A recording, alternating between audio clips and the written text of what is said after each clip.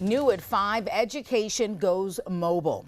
A Charlotte teacher, frustrated by seeing so many of her students struggle, decided she needed to do more. We're going to get to that story in a minute, but first, breaking news at this hour about a shooting in Stanley County that left 3 dead and 1 man hurt. The sheriff's office now calling this a murder-suicide. A verdict this afternoon in the Raekwon Bora murder trial after a 13-hour deliberation from the jury. They finding him guilty of second-degree murder. Implicit and explicit bias dates back to the 1800s. When doctors performed experimental gynecologic surgery on enslaved women. Just an outpouring of support from the community in the region. We know that that's indicative of the kind of area that we live in. When one of us is hurting, we're all hurting, right? So glad to meet you. If Alex really cared, he'd be here, and he wasn't. Gail, so here we are. I didn't, Gail, really that's what we do. We just met, and you're already putting me on blast, no, Gail. She didn't. You know, I don't enjoy spicy either. The mild sauce at Taco Bell is my sweet spot. Yep. That's where I live. Yep. Get her a mild onesie. Put it on her list. And that's a negative. It's a hard pass. One of the things I love about JB, he owns his lack of knowledge of when I said pop to her, culture. but pop culture, I said, this is past me. Now, politics? Yeah, I'm all in. Dude is a Jeopardy champ. What do you want to talk about? Bar none. Uh-huh. And I'm Brigida Mack. Certainly glad you are inside with us on this Friday. Why? You can see behind us day 10 of our heat wave, and we are seeing some of our hottest days yet. First at 4, a Salisbury man recovering after being shot in Salisbury overnight. This happened at about 7:30 at a duplex on North Long Street.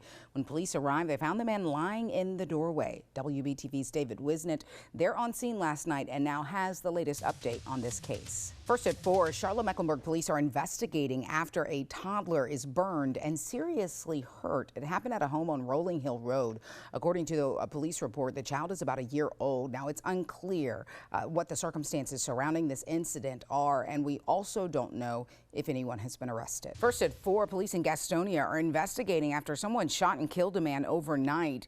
WBTV spoke to a woman who said the man was her son, 30-year-old Kendall Garden. She told us she spoke to him right before he went to sleep at his grandmother's home on Saluda Drive. The grandmother reportedly told Garden's mother she heard what sounded like fireworks at the time of the shooting. First at 4, a man who climbed onto the wing of a plane as it prepared for takeoff in Nigeria has been arrested. Asman Air releasing a statement saying a pilot spotted the man walking toward the plane. The pilot slowed down, then turned the engine off. The man wandered around it before he then jumped up on the wing, as you see there, and tried to get inside the main cabin. Right now, you can reserve your tickets for the St. Jude Dream Home giveaway, and so many of you already have done just that. We sold more than 8,400 tickets just yesterday. That means you have helped us raise already $800,000 to help St. Jude Children's Research Hospital. We partner with St. Jude each year to give you a chance to win this custom home, while at the same time helping to raise those critical funds for children fighting pediatric cancer. Remember, at St. Jude, no family ever gets a bill for treatment, travel, lodging, or even their food. Looking ahead, Megan Rapinoe, a co-captain of the U.S. Women's World Cup winning team, will be in the Queen City this weekend. She'll be here for the International Champions Cup game between Arsenal and Fiorentina. She's going to be part of Relevant Sports Group's House of Soccer Fan Fest. Other teammates will also be here, along with some of our Carolina Panthers and some of our Charlotte Hornets players. So when it comes to flying, Alex, which seat do you prefer? Window, aisle, or middle? You should know the answer to this, right? I need that aisle seat. I'm asking. I know, okay, I know. Yes, long legs. Yeah. You need the aisle Preferably exit row if I can. A Colorado company is hoping its new design could make us stop loathing the middle seat. Instead of the 3 seats being side by side, this company wants the seats to be staggered. That would put the middle seat slightly behind the aisle and window seats. Good morning, Nicole. How are you? 24-year-old Nicole Freeman is expecting her first child, a boy, this summer. Good morning, kiddo. She's been amazing and very patient and very attentive to me.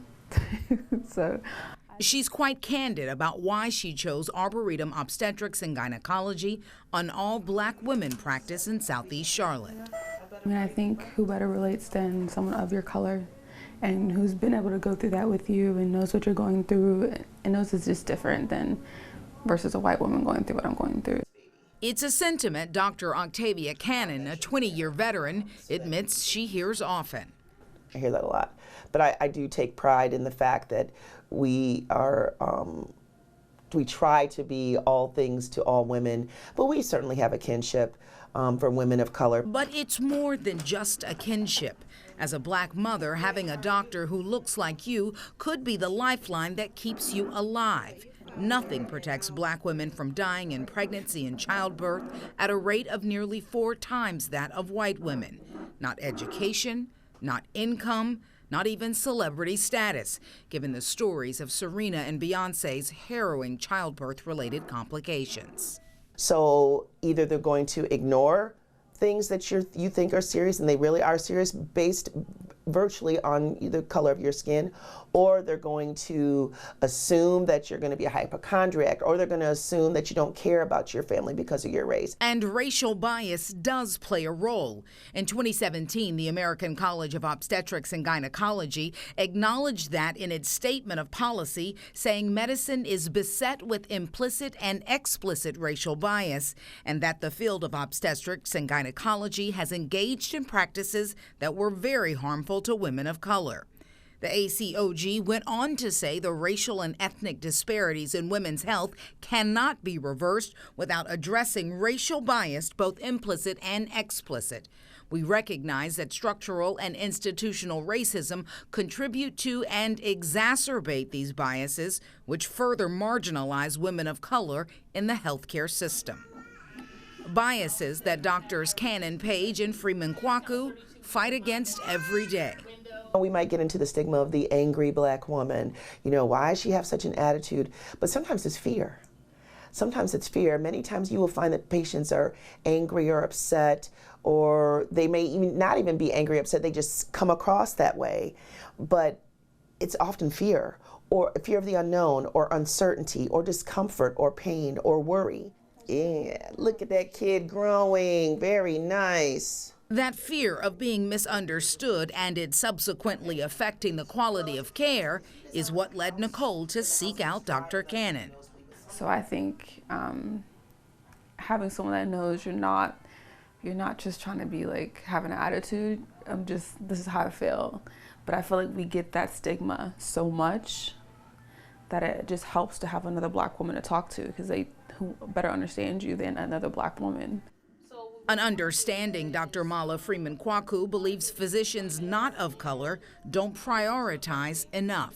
When your patients complain of things, that you have to understand that, you know, you want to take all of your patients seriously, but especially when you know that this particular group often has poor outcomes, that you want to be extra careful in taking some of their concerns. Concerns Nicole can be assured are being heard at every visit, so she's free to focus on the joy this special time brings. I'm really excited.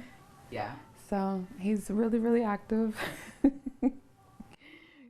Pushed out of a place that you've called home all your life is horrible. There's no other word for it. Nisi Mendez has lived in Enderley Park for years and recalls the first time her community began to rapidly change. I'm reading a book and all of a sudden I look up and I realize I don't know where I am. I thought maybe I got on the wrong bus or it was a different route, and I'm like, where am I? And that's when it hit me that the gentrification, the big G, is starting to happen in our community. The big G is becoming rampant on Charlotte's west side. Communities once painted as blighted after years of disinvestment are now labeled transitional neighborhoods, making them hot commodities. And as property values skyrocket from the reinvestment, those who've lived here all of their lives now struggle to keep their homes. It's why Mendez and several of her neighbors founded the West Side CLT, or Community Land Trust. It starts with someone, and this is my community. So what else can I do? Executive Director Sharice Blackman has strong words about the effect of gentrification. Pushing people of color out, and we see that all throughout the West Side. And so the land trust model is here to combat that, to provide another tool in the toolbox. A tool she says will help keep these communities intact for generations to come through home ownership and affordable housing. You see, once the membership-based Westside CLT owns the land, it retains control of it forever. Blackman explained it this way. I like to compare that to the same model as purchasing a townhome or a condo. You purchase the structure, you purchase the improvement, but you do not own the land. You are still a conventional homeowner. You can stay in your home forever if you want. You can sell your home if you would like, and you can also pass it down to your heirs. But Nisi says it's taking time and education to get some in the community to even believe home ownership is possible. A lot of folks that I talk to don't even understand the aspect of owning their own home. So this is a big thing. While that may be unimaginable for some, she points out, if that's not been something passed down through time, how would you know? You wouldn't know. And now that Nisi knows, she's determined to empower her neighbors to help save their community. We just got to get back to that point of teaching our people who they are outside of the lies they have been told. Teaching them how to teach others, not just hoard it all to yourself, because that's not how we build a community.